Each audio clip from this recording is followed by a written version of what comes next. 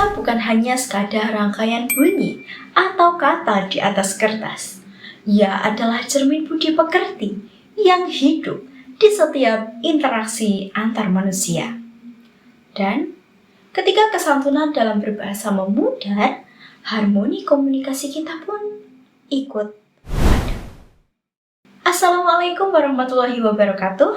Shalom, Om Swastiastu, Namo Buddhaya, salam kebajikan dan salam sejahtera untuk kita semua. Pada kesempatan kali ini, saya, Farida Amalia, dengan NIM 2104 0125 120061 akan menyampaikan pidato dengan topik kesantunan dalam berbahasa Indonesia.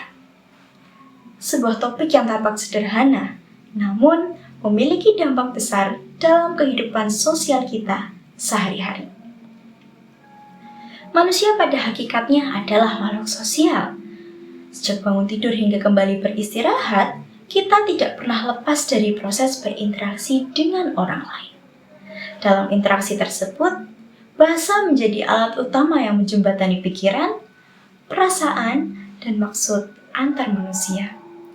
Namun, bahasa tidak hanya dituntut untuk benar secara tata bahasa, melainkan juga harus tepat secara sosial. Kesantunan berbahasa adalah norma sikap dan tata krama dalam berkomunikasi yang disesuaikan dengan nilai sosial dan budaya masyarakat untuk menciptakan hubungan yang harmonis dan saling menghargai. Kesantunan bukan sekadar penggunaan kata-kata yang terdengar halus, melainkan kemampuan penutur dalam menyesuaikan pilihan kata, nada bicara, serta gaya bahasa dengan siapa ia berbicara, dalam situasi apa, dan untuk tujuan apa. Sebagai contoh, cara kita berbicara kepada teman sebaya tentu berbeda dengan cara kita berbicara kepada dosen, orang tua, atau orang yang baru kita kenal. Perbedaan ini bukan berarti membeda-bedakan manusia, melainkan bentuk penghormatan terhadap norma sosial yang berlaku. Inilah yang menjadikan kesantunan berbahasa sebagai cerminan kepribadian seseorang. Di era digital seperti saat ini, bentuk komunikasi mengalami perubahan yang sangat signifikan. Interaksi tidak lagi selalu dilakukan secara tatap muka, melainkan bisa melalui media sosial, aplikasi pesan instan, dan berbagai platform digital lainnya. Sayangnya, perubahan medium komunikasi ini seringkali tidak diiringi dengan kesadaran untuk tetap menjaga kesantunan dalam berbahasa. Saat ini, media sosial memberi ruang yang sangat luas bagi setiap orang untuk menyampaikan pendapat. Setiap individu bebas menulis, berkomentar, dan menanggapi berbagai isu tanpa batas ruang dan juga waktu. Namun, kebebasan ini sering salah diartikan sebagai kebebasan tanpa etika. Akibatnya, pergeseran kesantunan berbahasa semakin nyata terjadi di dunia maya. Kita kerap menemukan komentar bernada kasar, sindiran tajam, ujaran kebencian, bahkan kata-kata yang merendahkan martabat orang lain. Padahal, jika norma kesopanan tetap dijaga, perbedaan pendapat dapat disampaikan dengan cara yang lebih santun dan bermakna. Fenomena ini menunjukkan bahwa persoalan kesantunan bukan lagi sekadar masalah bahasa, tetapi juga masalah sikap dan karakter. Sebagai contoh nyata, kita dapat melihat pergeseran kesantunan berbahasa pada kolom komentar media sosial ketika terjadi sebuah perbedaan pendapat. Seseorang mungkin menyampaikan kritik terhadap suatu kebijakan publik atau pendapat tokoh tertentu dengan bahasa yang sopan dan juga argumentatif. Namun, terkadang respon yang diterima justru berupa komentar. Contohnya seperti, mikir dulu sebelum ngomong, sok pintar, padahal nggak ngerti apa-apa. Atau sindiran lain yang bernada merendahkan. Padahal, Kritik tersebut tidak bertujuan untuk menyerang pribadi, melainkan untuk menyampaikan pandangannya.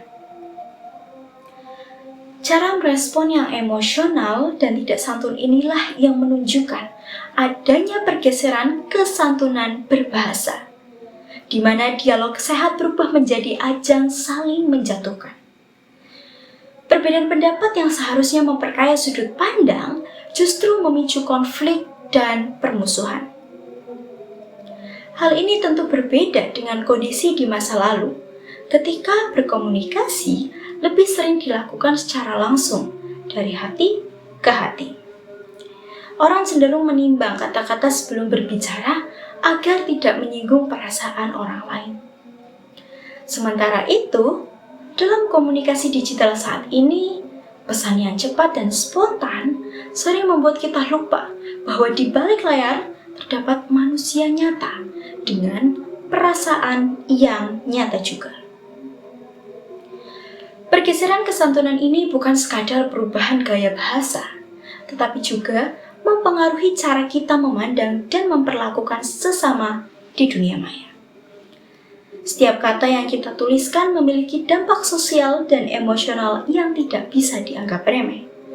Kata-kata yang tidak santun dapat melukai, memicu kesalahpahaman, bahkan merusak hubungan sosial. Ketika seseorang berbicara tanpa mempertimbangkan kesantunan, pesan yang disampaikan seringkali dipersepsikan sebagai serangan oleh orang lain. Akibatnya, komunikasi menjadi tidak efektif dan tujuan awal penyampaian pesan pun gagal tercapai. Disinilah pentingnya kesantunan sebagai jembatan agar komunikasi tetap berjalan dengan baik dan bermakna. Kesantunan berbahasa menunjukkan rasa hormat terhadap lawan bicara serta norma sosial yang berlaku di masyarakat. Bahasa yang santun mencerminkan karakter pribadi yang baik, sementara bahasa yang kasar seringkali mencerminkan ketidakmampuan seseorang dalam mengendalikan emosi dan menghargai orang lain. Oleh karena itu, menjaga kesantunan berbahasa berarti menjaga kualitas diri kita sendiri. Lebih dari itu, bahasa merupakan bagian dari budaya dan identitas nasional. Bahasa Indonesia bukan hanya alat komunikasi, tetapi juga simbol persatuan dan cerminan kepribadian bangsa. Ketika kita menggunakan bahasa Indonesia dengan santun, kita turut menjaga kehalusan budi pekerti bangsa Indonesia di tengah arus globalisasi dan modernisasi. Dalam konteks ini, generasi muda memiliki peran yang sangat penting. Generasi muda adalah pengguna utama sosial dan komunikasi digital. Apa yang mereka ucapkan, tuliskan, dan sebarkan akan membentuk wajah komunikasi masyarakat di masa depan. Oleh karena itu, generasi muda harus mampu menjadi teladan dalam menggunakan bahasa yang santun, bijak, dan bertanggung jawab. Dengan berbahasa sopan dan menghormati orang lain, generasi muda dapat menciptakan ruang digital yang lebih sehat, aman, dan produktif. Media sosial seharusnya menjadi sarana berbagai gagasan dan pengetahuan, bukan tempat menyebarkan kebencian dan juga permusuhan. Perubahan besar selalu dimulai dari langkah kecil, dan langkah kecil itu bisa dimulai dari cara kita berbahasa. Oleh karena itu, marilah kita tanamkan kesadaran untuk selalu memilih kata-kata yang santun dalam setiap bentuk komunikasi. Kita dapat memulainya dari diri sendiri dengan menghindari kata-kata kasar, sindiran yang merendahkan, serta ujaran yang menyinggung perasaan orang lain. Selain itu, kita juga perlu memperhatikan konteks dan lawan bicara agar pesan yang disampaikan dapat diterima dengan baik. Dengan menjaga kesantunan berbahasa, kita tidak hanya memelihara hubungan baik dengan sesama, tetapi juga berkontribusi dalam menciptakan masyarakat yang lebih harmonis. Lebih jauh lagi, kita juga turut menguatkan citra bangsa Indonesia sebagai bangsa yang berbudaya, beradab, dan menjunjung tinggi nilai-nilai kesopanan.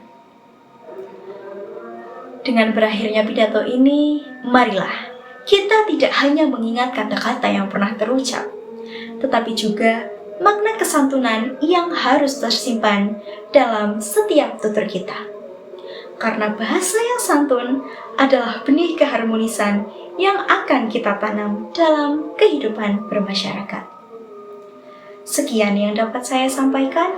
Terima kasih atas segala perhatian dan mohon maaf apabila banyak kekurangan. Wassalamualaikum warahmatullahi wabarakatuh.